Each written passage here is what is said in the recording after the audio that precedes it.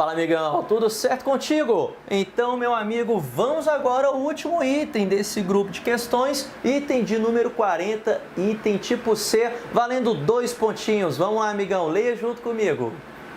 Suponha que com o tempo, mais lixo se acumule no sétimo continente, que o formato do lixo se mantenha o de um cone reto, com altura h constante, e que devido a isso o raio da base e o volume do cone sejam funções crescentes do tempo, t maior que zero. Nessa situação, se o raio é, letra A, uma função logarítmica do tempo, então o volume é uma função exponencial do tempo. Letra B, uma função afim do tempo, então o volume também é. Letra C, uma função exponencial do tempo, então o volume também é. Letra D, uma função quadrática do tempo, então o volume é uma função afim do tempo.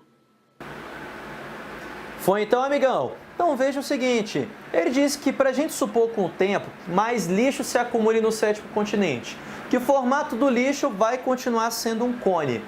A altura não vai mudar desse cone. A única coisa que vai mudar é o raio dele. E o nosso objetivo é saber qual vai ser o comportamento do volume desse camarada. Primeiro eu quero que você me ajude. Como eu faço para calcular o volume de um cone?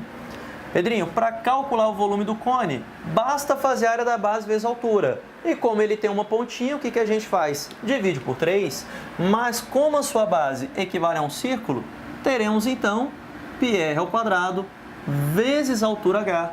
Tudo isso dividido por 3. Aqui está. Então, isso daqui é a nossa fórmula do volume do cone. Agora, essa fórmula do volume do cone que ele trouxe aqui para a gente, perceba que vão ter vários camaradas que serão constantes, que não mudam. Por exemplo, o valor de π é sempre o mesmo. O valor de h, segundo o item, também é sempre o mesmo, da mesma forma que o 3. Então, veja que aqui temos 3 valores que nunca mudarão. Por causa disso, a gente pode escrever o volume desse cone em função do raio R.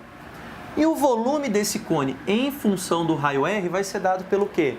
Vai ser dado por uma constante que eu vou chamar de A qualquer, multiplicado pelo raio ao quadrado. Aqui está. Multiplicado pelo raio ao quadrado. Então, isso daqui seria uma fórmula geral para o volume desse cone em função do raio. Lembrando que esse A, que é uma constante, ele é dado pelo quê? Por πh sobre 3. Π vezes a altura h sobre 3. Então, é assim que a gente pode escrever o volume desse cone em função do raio, porque temos aqui 3 camaradas que estão funcionando como constantes. Agora, qual vai ser a nossa ideia? De acordo com cada letrinha, a gente vai substituir a expressão que ele está pedindo para a gente e saber que tipo de função que a gente vai ter no final. Por exemplo, na letra A, o que ele colocou para a gente? Ele falou na letra A que se o raio for uma função logarítmica, então o volume vai ser uma função exponencial. Vejamos. Se o raio for uma função log de x, função logarítmica, o que a gente então pode falar do volume desse camarada? Bem, função é pensar em substituição. Então, aonde tem raio, eu vou colocar esse logaritmo. Teremos então que o volume com o raio correspondendo a esse logaritmo de x vai ser igual a A, que multiplica o logaritmo de x, tudo isso ao quadrado. Eu te pergunto, que tipo de função é essa no final? Ué, Pedrinho, essa função continuou sendo função logarítmica. Então, se o raio for log, a gente vai ter o volume sendo função também logarítmica, então esse camarada aqui está errado. Esqueça a letra A. Vamos agora para a letra B. Na letra B, o que ele coloca para a gente? Que se a gente tiver o raio sendo uma função do primeiro grau, então o volume também vai ser do primeiro grau. Beleza. Então, o raio vai ser do primeiro grau, então ele vai ser AX mais B. Pronto. Se o raio for da forma AX mais B, com a mesma ideia de função composta, aonde tem raio eu vou colocar esse AX mais B, que aparece para a gente.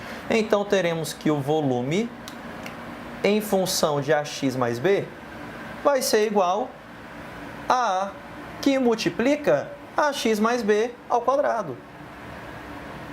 Amigão, na hora que você fizer ax mais b ao quadrado, aqui eu não vou ter quadrado do primeiro, 2 vezes primeiro, segundo, quadrado do segundo? Então eu te pergunto, quando eu tiver o quadrado do primeiro, eu não vou ter um polinômio elevado a 2? Então significa que aqui no final eu vou ter uma função do segundo grau e não uma função do primeiro grau novamente, não uma função afim novamente. Por causa disso, essa letra também está errada. Eu vou fazer o seguinte, eu vou trocar para... é melhor trocar nesse. Eu vou chamar de kx mais b, pronto. Mais fácil.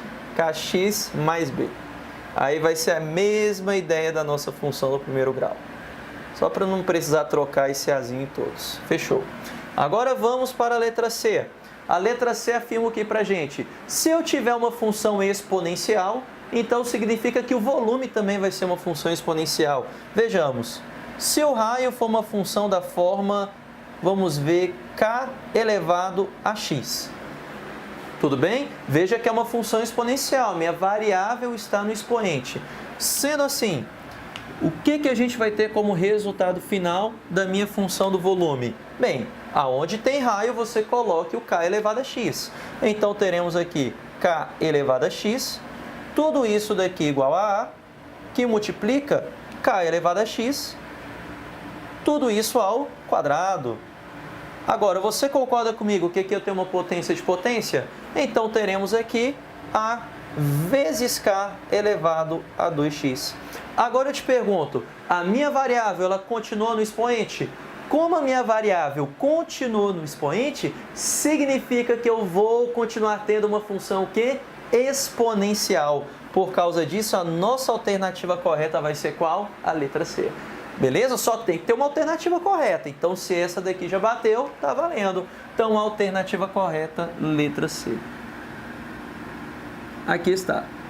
Bem, agora, só para a gente pegar e fechar bonitinho, vejamos a letra D, porque vai que dá para anular esse item, né? Letra D colocou aqui, uma função quadrática do tempo. Então, o volume vai ser uma função do primeiro grau. Cara, se o raio for uma função do segundo grau, vamos colocar uma função da mais simples possível, x ao quadrado. O que vai acontecer com a fórmula do volume? Bem, aonde tem raio, coloque o x ao quadrado. Então, teremos aqui que o nosso volume V, esqueci de colocar o V aqui, que o nosso volume V, em função do x ao quadrado, vai ser igual a A, que multiplica x ao quadrado, coloquei no lugar do raio, tudo isso ao quadrado. E x ao quadrado, uma nova potência de potência. Então, teremos aqui A vezes x elevado a 4. Amigão, quando então o raio ele varia de acordo com uma função de segundo grau, a gente vai ter o volume de acordo com uma função de qual grau? Do quarto grau. E ele falou para a gente que seria uma função afim, uma função do primeiro grau.